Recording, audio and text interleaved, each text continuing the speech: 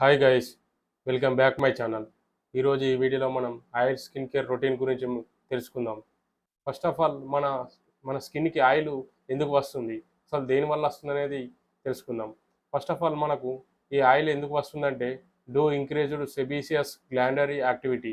So దీనివల్ల మనకు oil production అనేది మన స్కిన్పై చాలా ఎక్కువగా అవుతుంది. సో దీనికి కారణం ఏంటంటే ఇదే దీనివల్ల మనకు ఆయిల్ ప్రొడక్షన్ అనేది ఎక్కువగా అవుతుంది. సో దీన్ని మనము ఎలా కంట్రోల్ చేయాలనేది ఈ స్టెప్ బై స్టెప్ తెలుసుకుందాం. ఫస్ట్ వన్ వచ్చేసి జెనెటిక్స్. సో మన జెనెటిక్స్ పైన కూడా ఈ ఆయిల్ ప్రొడక్షన్ అనేది ఆధారపడి ఉంటుంది.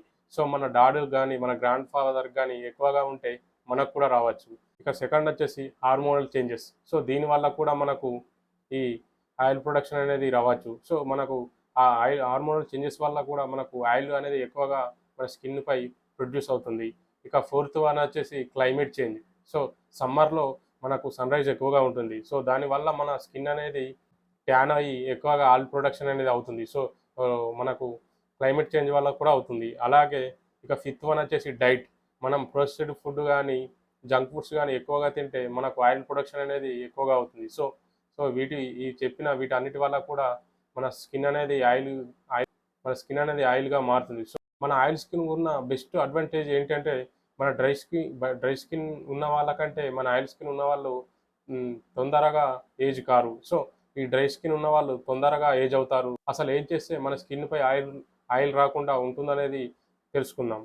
ఫస్ట్ ఆఫ్ ఆల్ మనం ఏం చేయాలంటే చూస్ ప్రాపర్ క్లెన్జర్. సో ఒక క్లెన్జర్ అనేది మంచిగా మనము చూస్ చేసుకోవాలి. ఏది పడితే మార్కెట్లో అది దొరుకుతుందని చూస్ చేసుకోవద్దు. మన స్కాల్ప్ అనేది ఎప్పుడుగా క్లీన్గా ఉంచుకోవాలి. సో దీనివల్ల కూడా మనకు ఈ ఆయిల్ ప్రొడక్షన్ ఎక్కువ కావచ్చు. అలాగే డాండ్రఫ్. సో ఈ డాండ్రఫ్ వల్ల కూడా మనకు ఆయిల్ అనేది ప్రొడక్షన్ అనేది ఖచ్చితంగా అవుతుంది. సో అలాగే ఇక ఫోర్త్ వన్ వచ్చేసి పిల్లో చేంజెస్.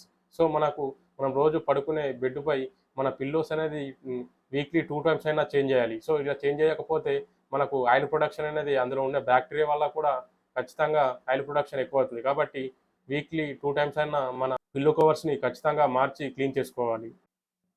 ఇక ఫిఫ్త్ వన్ వచ్చేసి keep face towel separate. So మనకు ఫేస్ టవల్ అలాగే బాడీ టవల్ అనేది సపరేట్గా ఉండాలి. సో దీనికి పెట్టి దానికి పెడితే మనకు బ్యాక్టీరియా అనేది ఫంగస్ అనేది మనకు ఎక్కువ అవుతుంది. కాబట్టి మీరు సపరేట్గా టవల్స్ అనేది యూజ్ చేయండి. Things to avoid. సో ఈ పనులు అస్సలు చేయకండి. అందులో మొదటిది ఏంటంటే ఓవర్ వాషింగ్. సో చాలామంది ఓవర్ వాషింగ్ చేస్తారు. సో దీనివల్ల మనకు నేచురల్ హెయిర్స్ అనేది వెళ్ళిపోతాయి. కాబట్టి ఎక్కువగా వాషింగ్ అనేది చేయకండి. ఇక రెండోది వచ్చేసి frequently touching your face. So తరచుగా చాలామంది ఫేస్ మీద ఊరికే టచ్ చేసుకుంటారు. సో దీనివల్ల కూడా మీకు బ్యాక్టీరియా ఫంగస్ అయ్యి ఆయిల్ ప్రొడక్షన్ రావచ్చు. అలాగే మనకు బ్లాక్ హెడ్స్ కానీ పింపుల్స్ కానీ ఉంటే వాటిని ఊరికే గిల్లడం ఇలాంటివి చేయడం వల్ల కూడా మనకు ఆయిల్ ప్రొడక్షన్ బ్యాక్టీరియా రావచ్చు. సో వీటిని అవాయిడ్ చేయండి. Over doing skin care routine.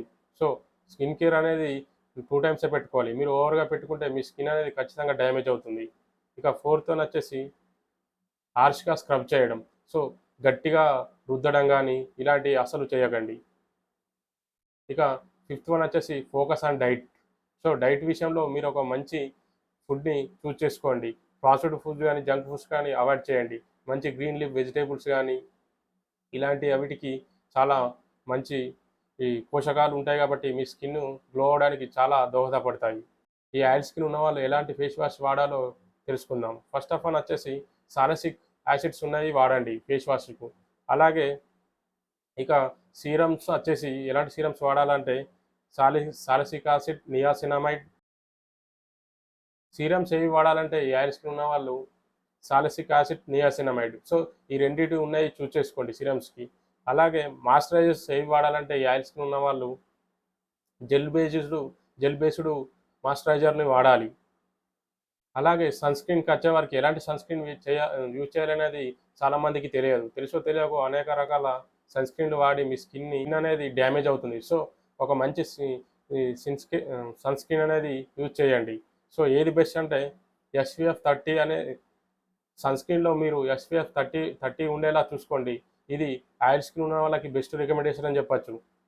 అలాగే ఆయిల్ స్కిన్ ఉన్న వాళ్ళు మార్నింగ్ రొటీన్ ఏం చేయాలి, నైట్ రొటీన్ ఏం చేయాలి అని అంటే ఫస్ట్ ఆఫ్ ఆల్ మార్నింగ్ రొటీన్లో ఏం చేయాలంటే బెస్ట్ ఫేస్ వాష్ తీసుకోండి. ఇక సెకండ్ వచ్చేసి బెస్ట్ సీరం. ఇక థర్డ్ వన్ వచ్చేసి మంచి సన్ స్క్రీన్ రాయండి. ఎందుకంటే మనము డేలో ఎక్కువగా బయట తిరుగుతుంటాం కాబట్టి సన్ నుంచి వచ్చిన యూవీ ప్రొటెక్షన్ మన స్కిన్పై పడకుండా మంచిగా ఈ సన్ స్క్రీన్ అనేది కాపాడుతుంది. స్కిన్ అనేది ఉమ్, మీ స్కిన్ అనేది డ్యామేజ్ కాకుండా ఆయిల్ ప్రొటెక్షన్ కాకుండా ఆపుతుంది. సో ఒక మంచి సన్ స్క్రీన్ అనేది ఖచ్చితంగా యూజ్ చేయండి. ఇక నైట్ కేర్ రొటీన్ వచ్చేసి బెస్ట్ ఒక మంచి ఫేస్ వాష్ తీసుకోండి. అలాగే సీరం కూడా తీసుకోండి. ఇక మూడోది వచ్చేసి మంచి మాయిశ్చరైజర్ని కూడా వాడండి. సో ఇవే మన ఆయిల్ స్కిన్ ఉన్నవాళ్ళు వాడవలసిన టిప్స్.